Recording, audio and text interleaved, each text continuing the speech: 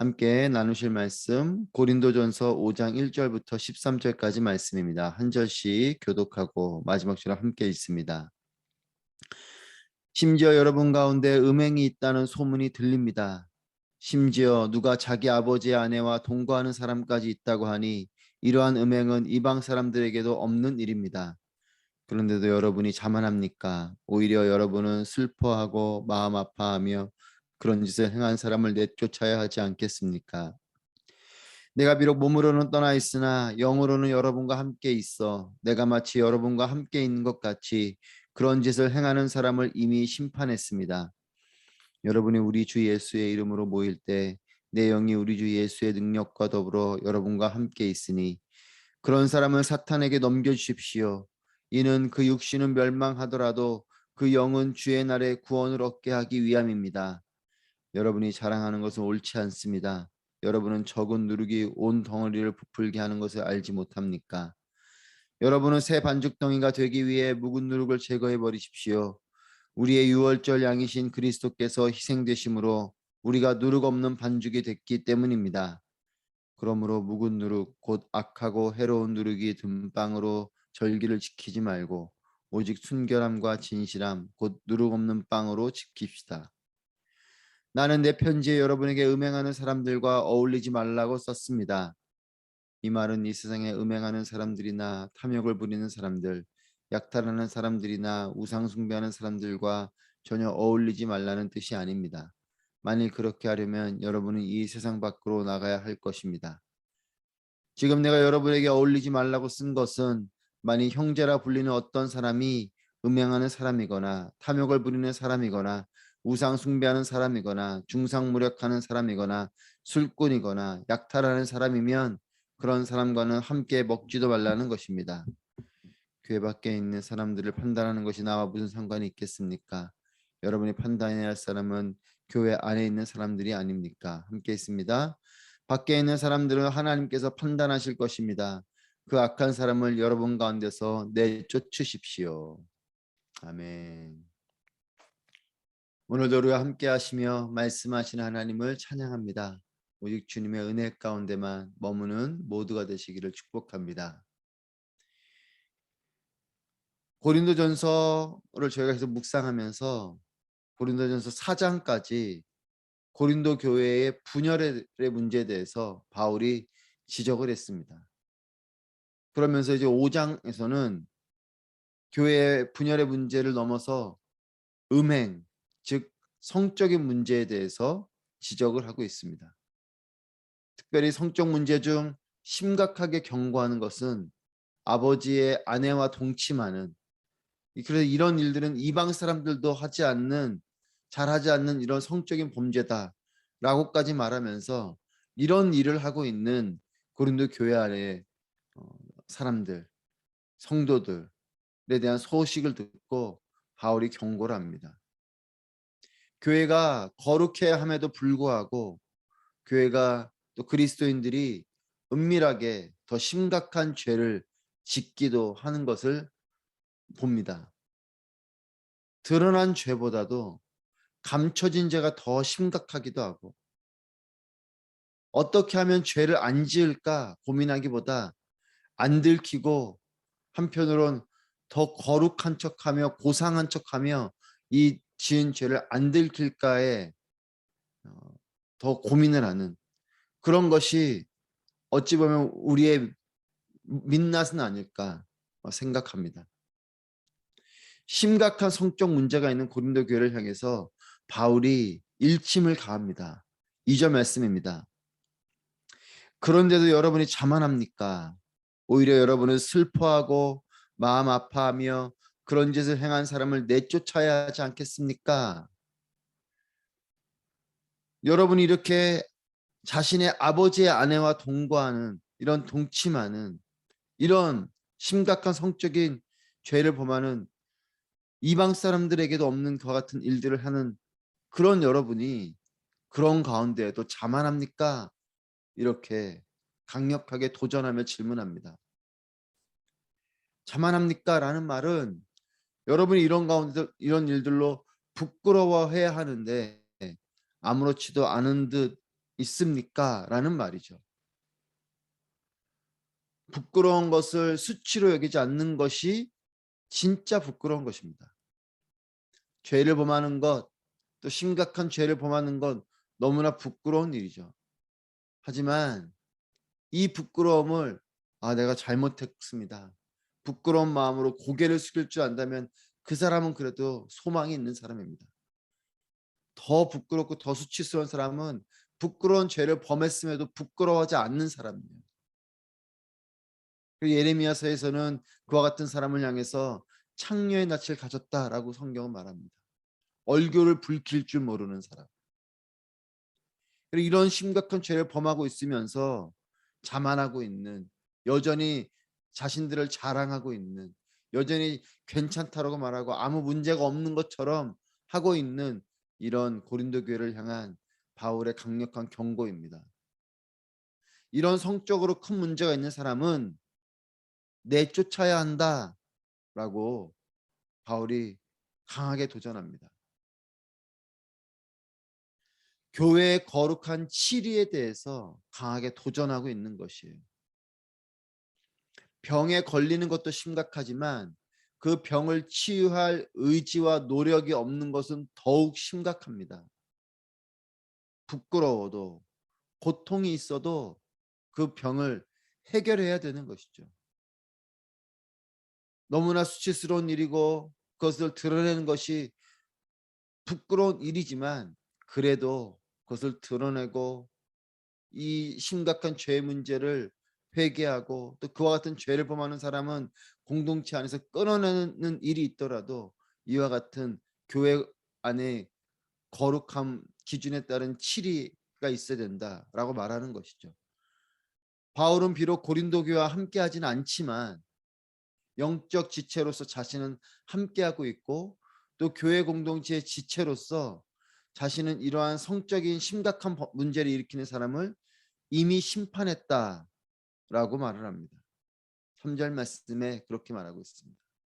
그러면서 이렇게까지 표현합니다. 5절 말씀입니다. 그런 사람을 사탄에게 넘겨주십시오. 이는 그 육신은 멸망하더라도 그 영은 주의 날에 구원을 얻게 하기 위함입니다. 사탄에게 넘겨주십시오. 영적 공동체인 교회 밖으로, 교회에서 영적 공동체인 이 교회에서 이 교회 밖으로 이 사람을 내던지라라는 표현입니다. 즉 치리와 출교를 의미하는 것입니다. 이와 같이 심각한 죄를 범하는 사람을 권면하고 또 돌이키게 하고 회개하게 하고 교회 공동체가 권면하지만 그래도 이것이 해결되지 않는다면 이 사람은 교회 공동체에서 밖으로 나가게 하라는 것이죠. 이 사람을 내쳐야 하는 이유가 분명합니다. 그것은 공동체의 거룩함을 위해서 그런 것이에요. 그리고 또 하나는 그 사람이 정신 번쩍 들도록 깨닫게 하기 위함입니다. 그래서 바울은 육신은 멸망하더라도 그 영은 주의 날에 구원을 얻게 하기 위함입니다. 이렇게 말합니다. 비록 교회 공동체로부터 쫓겨나서 그가 겉으로는 버림받은 것 같지만 그래도 그렇게라도 해서 이 사람이 깨닫고 회개하고 하나님 앞에 나온다면 이 사람의 영은 주의 날에 구원을 얻게 될 것이에요. 그래서 치리, 즉 교회의 어떤 분명한 말씀의 기준에 따라서 이 사람의 죄에 대해서, 문제에 대해서 지적하고 또 그것에 대해서 분명한 판결을 하라라는 것이죠. 그리고 그가 돌이키지 않는다면 교회 공동체로부터 내쫓는 출교를 하라는 것입니다. 치리를 할 때는 분명하게 해야 합니다. 교회는 사랑의 공동체이고 은혜의 공동체여야 합니다. 그렇기 때문에 이와 같이 심각한 죄를 범하는 사람이 있어도 품어줘야 되지 않는가 이렇게 생각할 것입니다. 물론 사랑과 은혜의 마음으로 그 사람을 품어줘야 됩니다. 하지만 그 사람의 죄에 대해서는 분명하게 깨닫게 해주고 또 교회가 그런 거룩한 자정 능력과 기준이 있어야 되는 것이죠. 그런 거 없이 죄를 범해도 괜찮고 이래도 괜찮고 저래도 괜찮고 하고 그냥 품어주는 것은 온전한 사랑이 아니요 온전한 은혜가 아닙니다. 사랑도 은혜도 공의와 진리 위에서 펼치는 것입니다. 공의가 없는 사랑은 의미가 없고 진리가 없는 은혜는 의미가 없는 것입니다. 십자가의 은혜와 사랑은 하나님의 공의로우심과 또 진리의 바탕이 있을 때에 이 십자가의 은혜와 사랑은 가치로운 것이에요. 십자가는 은혜이고 사랑이지만 그 바탕 속에서는 하나님의 공의로우심과 하나님의 진리가 바탕이 되어져 있는 것이죠. 그렇기 때문에 사랑과 은혜가 가치로워지는 것입니다. 교회 공동체는 사랑과 은혜가 충만해야 되지만 분명한 기준과 그 터 위에서 있어야 이 교회 공동체가 무너지지 않는 것입니다. 둑이 작은 구멍을 허용하면서부터 점점점 그 구멍이 커지면서 그 뚝이 무너지는 거죠. 그것처럼 교회 공동체도 뭐 그 정도쯤이야, 이 정도 괜찮겠지, 또 그런 심각한 죄가 있어도 괜찮다고 덮어두고 묻어두고 아무렇지도 않은 것처럼 그렇게 하다 보면 교회 공동체는 무너져요. 이 거룩함을 지키기 위한, 또 교회 공동체가 이와 같은 진리와 공의가 있어야 견고해지는 것입니다. 거룩한 공동체가 되기 위해서는 영적인 타락과 질병을 가져올 죄악과 죄된 습성들을 과감하게 제거해야 합니다. 그래서 이에 대한 비유를 6절부터 8절까지 누룩으로 비유하고 있어요. 다른 본문에서는 천국을, 하나님의 나라를 누룩으로 비유하고 있습니다. 근데 오늘 본문에서는 이와 같은 죄된 모습을 누룩으로 비유하고 있어요. 누룩의 특성을 비유적으로 설명을 하고 있는 것이죠. 하나님 나라도 작은 누룩이 빵을 부풀리듯 영향을 주게 되고, 죄도 누룩처럼 공동체를 나쁜 방향으로 부풀린다라는 것입니다. 공동체에 치명적인 영향을 줄 죄와 이런 죄를 돌이키지 않고 버젓이 행하는 자들을 출교까지 하더라도 이 거룩을 지키라 권면하면서 이 바울이 중요한 말씀을 이어갑니다. 11절 말씀입니다. 지금 내가 여러분에게 어울리지 말라고 쓴 것은 만일 형제라 불리는 어떤 사람이 음행하는 사람이거나 탐욕을 부리는 사람이거나 우상 숭배하는 사람이거나 중상모략하는 사람이거나 술꾼이거나 약탈하는 사람이면 그런 사람과는 함께 먹지도 말라는 것입니다. 바울이 앞에서 10절에서 이 세상에 음행하는 사람들이나 탐욕을 부리는 사람들, 약탈하는 사람들이나 우상 숭배하는 사람들과 전혀 어울리지 말라는 뜻이 아닙니다. 아직 하나님 말씀을 모르고 거룩의 기준을 모르는 사람들은 이와 같은 죄악에 노출되고, 또 그렇게 해도 그것이 잘못인지 모르죠. 그래서 그런 기준으로 세상에 있는 사람들과 단절하면 우리는 세상 밖으로 나가야 된다 라고 말을 합니다. 우리가 교회 공동체 세상 속에 있기 때문에 또 믿지 않는 사람들과 우리가 더불어 살아가야 되고 그들에게도 복음을 전해줘야 되는 면에서는 그 사람들하고 함께 있어야 되는 것이죠. 바울이 지금 이런 음행하는 사람들과 어울리지 말라라고 썼던, 그리고 또 쓰고 있는 그것은 다른 것이 아니라 형제들, 즉 그리스도인들을 향한 이야기예요. 복음을 미처 몰라서 세상의 죄를 아무렇지도 않게 짓는 사람들이 아니라 진리의 말씀을 알면서도 세상조차도 잘 짓지 않은 죄악을 버젓이 짓는 형제라 불리는 어떤 사람들에 대한 이야기입니다. 여러분, 우리의 심각한 문제는 다른 이에게는 철저하고 나에게는 관대하다는 것이에요. 여러분 기억하십시다. 반대여야 됩니다. 나에게는 철저하고 다른 사람들에게는 관대하고 사랑이 많아야 되는 것이죠. 하나님의 진리의 말씀을 미처 몰라서 세속적인 가치와 방법으로 사는 사람들에게는 사랑으로 대하고, 예수님을 주로 고백한 신앙인들에게는 하나님의 진리의 말씀에 따른 공의로 우리 자신을 쳐서 복종케 해야 하는 것입니다. 여러분, 저는 우리의 교회와 우리 영적인 공동체를 돌아봅니다. 우리는 과연 어떠한 모습인가? 나는 어떠한 모습인가? 우리 스스로 또 나 자신에 대해서는 관대하고, 내가 그냥 죄를 범하는 것은 괜찮고 다른 사람이 범하는 죄는 득달같이 지적하고 하고 있지는 않은가? 세상을 향해서는 손가락질을 막 하면서 정작 나 자신을 향해서는 그 손가락질을 거두는 이런 모습이 우리 안에 있지 않습니까? 그래서 바울은 담대하고 단호하게 선포합니다. 12절 말씀입니다. 교회 밖에 있는 사람들을 판단하는 것이 나와 무슨 상관이 있겠습니까? 여러분이 판단해야 할 사람은 교회 안에 있는 사람들이 아닙니까? 여러분이 진정으로 판단하고 심판해야 될 사람은 교회 안에 있는 사람들이다라는 것이죠. 모든 것을 용납할 용서와 사랑이 있어야 하지만 철저한 회개의 정신도 살아있는 교회가 건강한 교회인 것이에요.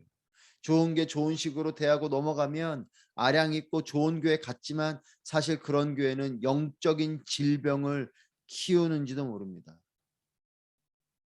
믿음 없는 연약한 자들을 향한 너른 가슴의 사랑과 우리 자신을 향한 거룩한 회초리가 있는 교회가 되기를 소망합니다.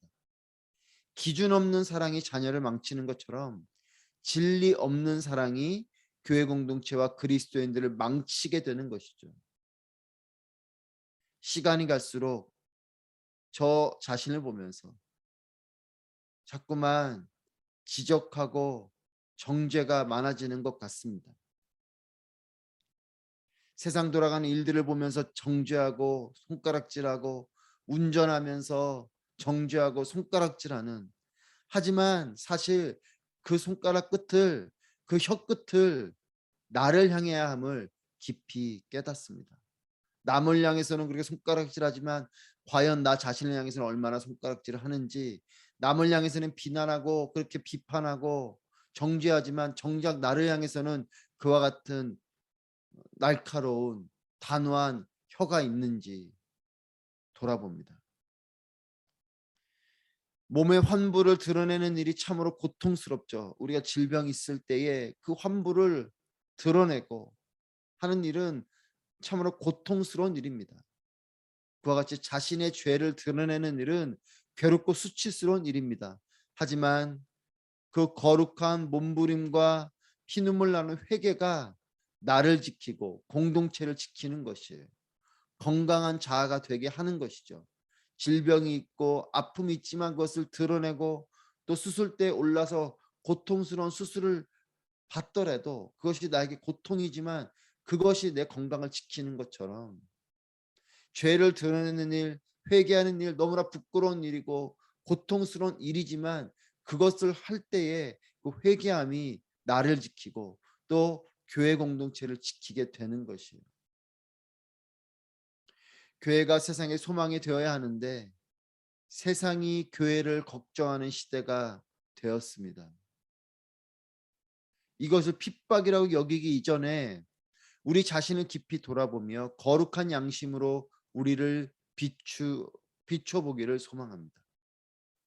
정밀한 기계로 검사하는 병원이 좋은 병원인 것처럼 교회 공동체에 말씀의 기준이 쫌쫌해서 우리의 죄악이 여실히 보여지고 철저한 회개를 통해 재앙을 쌓지 않는 영적으로 거룩하고 건강한 교회가 되기를 소망합니다.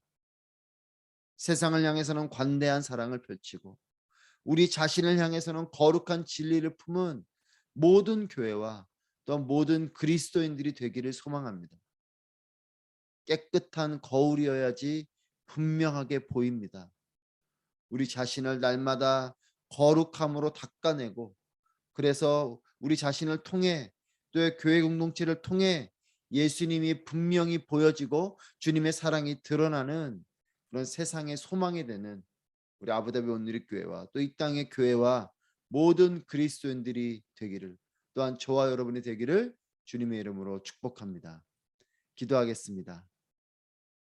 오늘 말씀을 통해 기도하실 때 하나님, 죄악과 세속적인 가치와의 타협을 헛되고 불편하게 여기는 경건의 모양만이 아닌 경건의 능력이 살아있는 교회와 우리 자신이 되게 하여 주옵소서. 깨끗한 통로가 되어서 우리 자신과 교회 공동체를 통해서 예수님이 바로 보여지고 세상의 소금과 빛이 되는 진정한 사랑과 공의의 교회 공동체와 우리 자신이 될 수 있도록 주님 인도하여 주시옵소서. 함께 말씀을 기억하면서 기도하겠습니다.